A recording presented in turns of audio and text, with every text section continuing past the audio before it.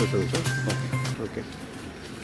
நம்முடைய கரூர் மாவட்டத்தில் வந்து கொரோனா தடுப்பு நடவடிக்கையின் ஒரு பகுதியாக பிற மாவட்டங்கள் மற்றும் முக்கியமான ஹாட்ஸ்பாட்டிலேருந்து வந்திருக்கவங்களுக்கு அவங்கள ஃபெசிலிட்டி குவாரண்டைன் அப்படின்ற இந்த பொது இடத்தில் தங்க வைத்து அவங்களுக்கு டெஸ்ட் எடுத்துகிட்டு டெஸ்ட் ரிசல்ட்டுக்கு பிறகு பாசிட்டிவாக அல்லது நெகட்டிவாக என்பதை பார்த்து அதை பொறுத்து அவங்களுக்கு மேல் நடவடிக்கைக்காக மருத்துவமனைக்கு அனுப்புறது தொடருது.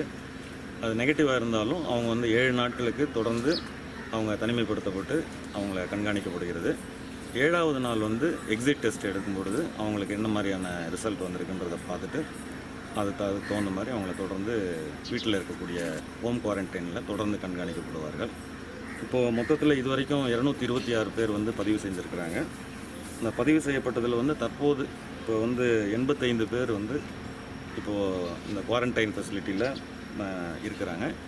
இதில் 52 பேர் வந்து அரசாங்கம் வகுத்துள்ள விதிமுறைகளின்படி சொந்தமாக அவங்க பெய்டு குவாரண்டைன் அந்த ஹோட்டலில் அங்கேயே மருத்துவ அலுவலகம் மூலமாக கண்காணிக்கப்பட்டு அவங்களுக்கு இந்த ஹோட்டல்களில் தங்க வைக்கிறதுக்கான ஏற்பாடு பண்ணியிருக்காங்க. இதில் 51 பேர் வந்து 7 நாட்கள் கடந்து அந்த 7வது நாள் எக்ஸிட் டெஸ்ட் எடுத்ததில் அவங்களுக்கு நெகட்டிவ்னு வந்ததன் அடிப்படையில் அவங்கள ஹோம் குவாரண்டைனுக்கு வீட்டுக்கு நம்ம அனுப்பியிருக்கோம்.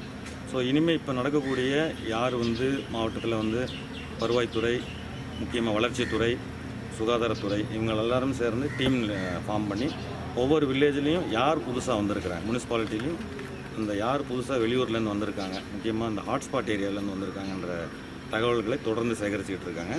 அது ஒவ்வொரு நாளும் வரக்கூடியவங்களை அப்டேட் பண்ணிவிட்டு இந்த வரக்கூடியவங்களை முதல்ல இங்கே வந்து நம்ம குவாரண்டைன் பண்ணி அரசனுடைய விதிமுறைகள்படி 7 நாளுக்கு இங்கே வைத்திருந்து அதுக்கப்புறம் எக்ஸிட் டெஸ்ட் எடுத்ததுக்கப்புறம் மேல் நடவடிக்கைக்காக வீட்டில் வந்து ஹோம் குவாரண்டைனில் வச்சுருந்தோம். இதில் நம்மளுடைய வளர்ச்சித்துறை, வருவாய்த்துறை, சுகாதாரத்துறை மற்றும் ஈஓ டவுன் பஞ்சாயத்து அவங்களுடைய பங்களிப்பு இருக்குது. நம்மளுடைய மருத்துவ அலுவலர்கள் தொடர்ந்து 24 மணி நேரமும் இங்கேயே இருக்கிறாங்க. அவங்களுக்கு வேண்டிய டெஸ்ட் எடுக்கிறது, மருந்து கொடுக்கறது. அதே மாதிரி அரசாங்கம் வந்து ப்ரிஸ்கிரைப் பண்ணியிருக்கக்கூடிய மெனு, அதாவது ஊட்டச்சத்து மிகுந்த எதிர்ப்பு சக்தி அதிகப்படுத்தக்கூடிய உணவு வகைகள் அரசு விதித்துள்ளதுபடி அவங்களுக்கு தொடர்ந்து வழங்கப்பட்டு நல்ல நிலையில் பராமரிக்கப்பட்டு வருது.